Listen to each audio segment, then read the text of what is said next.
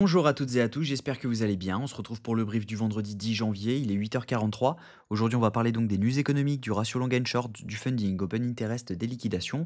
On regardera ce que font les whales en finissant par l'analyse technique de Bitcoin. Mais avant ça, on va regarder donc ce qui s'est passé hier. Hier, donc, on est venu liquider sous ce lot, donc sous celui-ci, mais on n'a pas pris encore toutes les liquidités, on n'est pas venu encore chercher l'OBH12 dont je vous parle depuis maintenant un petit moment. Donc depuis qu'on était ici, je vous disais, donc on va up, revenir chercher cette zone et venir chercher l'OBH12, il y avait de fortes chances. Maintenant, voilà, on avait une possibilité de rebond dans la zone ETE, ce qui n'est pas arrivé, donc on peut l'enlever. Elle n'est plus d'actualité. On voit qu'on a liquidé quand même pas mal sous cette liquidité et également sous celle-ci.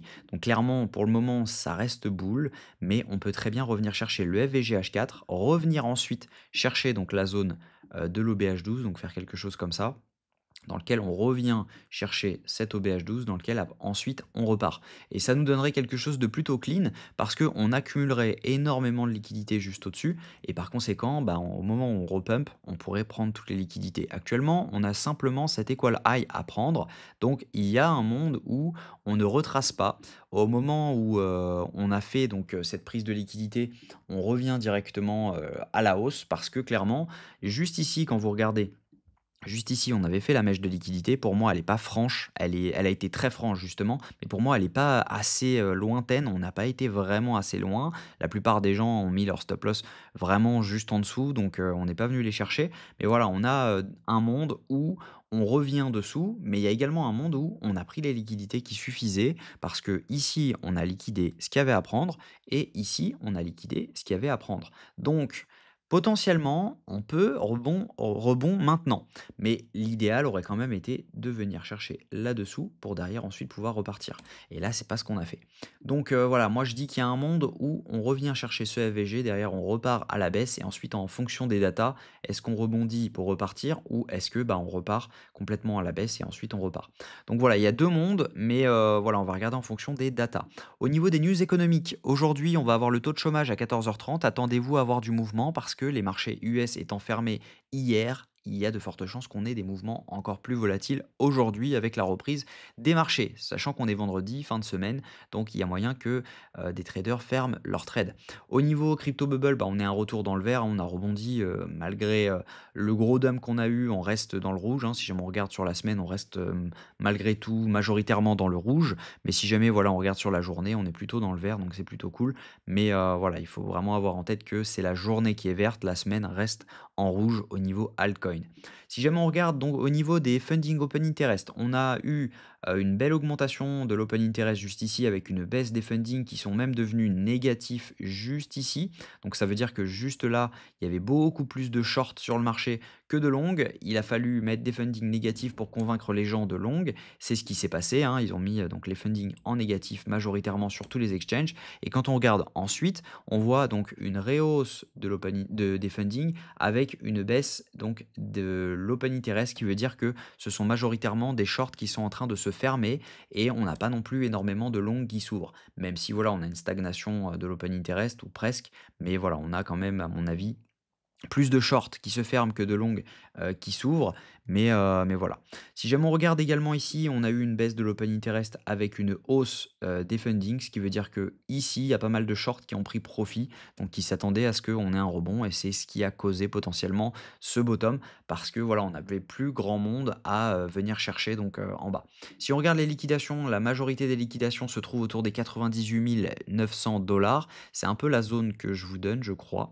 Quand on regarde 98 900, on est, ouais, on est dans cette zone, on est par là.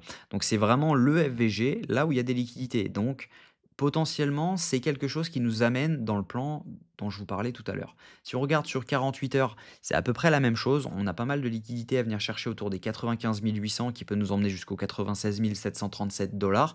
Et si jamais on regarde sur 24 heures, on a quand même un petit pic de liquidité à venir chercher juste en dessous, autour des 91 000 $. Donc on n'est pas à l'abri de valider un changement de tendance à court terme pour derrière revenir chercher cette liquidité et ensuite repartir. Mais voilà, on a un monde où on vient chercher les 96 328 $ avant de retracer. Si on regarde ce que font les whales actuellement sont en train de racheter ce mouvement, mais vraiment de façon mitigée, hein. Elles sont pas non plus sur des achats massifs. Les micro whales également, hein. On a un tout petit achat alors que les retails, eux, rachètent complètement ce mouvement. Et donc par conséquent, si jamais les trois se mettent en corrélation, on peut très bien revenir pump complètement et derrière pouvoir potentiellement poser un top ou et derrière ensuite repartir ou tout simplement retracer dans la zone dont je vous parlais pour venir chercher la zone. Donc techniquement, ce que je pense, c'est que on va potentiellement venir chercher le FVG autour des 99 300 entre donc les 98 300 et les 100 400 $. Je pense que voilà, c'est une bonne zone pour, pouvoir rentrer en short potentiellement, même si on n'est toujours pas baissier en H4. Ça représente également la zone OTE de ce mouvement. On a pas mal de liquidations, donc on a pas mal de concordance qui dirait qu'on peut potentiellement, dump si jamais on revenait chercher cette zone. Ce qu'il faudrait pour venir et être sûr d'avoir un dump dessus, c'est de faire du up only ou dans lequel on monte uniquement et derrière on peut rect tout le monde. Parce que si jamais on commence à monter tranquillement, on revient, on valide notre changement de tendance et derrière on repart, bah, potentiellement on pose un bottom et derrière on s'arrête pas du tout ici parce que là ici on pourrait tout simplement faire quelque chose comme ça et derrière on repart complètement. Donc le plan reste le même mais il va falloir attendre la structure donc je vous invite pas du tout à mettre d'ordre de short ici. Par contre si jamais on avait un setup de long parce que là on est en train de valider un changement de tendance, si jamais on se met en H1, on est en train de valider un changement de tendance, il n'est pas encore valide, mais si jamais on vient à clôturer au-dessus de cette zone, on aura notre changement de tendance et par conséquent, on pourra potentiellement ouvrir du long. On voit que c'est vraiment du up only, on n'a que des bougies vertes en H1. Si jamais on se met en M15, je crois que c'est la même chose quasiment. Donc on n'a pas vraiment de zone à prendre. Donc faites attention à vous, hein, en général, quand ça fait ça, c'est qu'il y a énormément de liquidités qui s'accumulent juste en dessous et c'est ce qu'on a vu. Juste ici, on a un gros cluster à venir prendre autour des 91 800 qui s'étend jusqu'aux 91 664 $. Donc les 91 664 je pense que ça coïncide avec la zone OTE de ce mouvement. Si on regarde, 91 000, voilà, on coïncide vraiment avec donc l'order block qu'on a juste ici. Hop, on a des liquidations donc à venir chercher dans l'order block qu'on a juste ici. Et par conséquent, c'est là potentiellement on pourrait se retourner entre cette zone et cette zone-ci. Donc si jamais on revient dans cette zone, je pense qu'il y aurait un long à tenter dans l'order block juste ici avec un stop loss juste en dessous pour derrière pouvoir viser plus haut. Mais ce qu'il faudrait vraiment pour que ce setup se valide, c'est qu'on clôture en H1 au-dessus donc de la zone dont je vous ai parlé, donc de cette zone-ci. Donc il faut qu'on clôture au-dessus des 94 644 $, ce qui n'est pas le cas actuellement. Donc faites attention à ça. Moi, je pense que je ne vais pas trader si jamais je vois pas de setup vraiment intéressant. Je pense qu'on aura d'autres opportunités dans tous les cas. Et en tout cas, voilà, j'espère que cette vidéo vous a plu. Si c'est le cas, je vous invite à vous abonner, à liker cette vidéo et à commenter ce que vous en pensez. Je ne ferai pas de vidéo ce week-end. J'ai des soucis familiaux, donc je vais rentrer en France en urgence. Et en tout cas, je vous souhaite une très bonne journée. Prenez soin de vous, prenez soin de votre famille et puis on se dit, à lundi, même heure.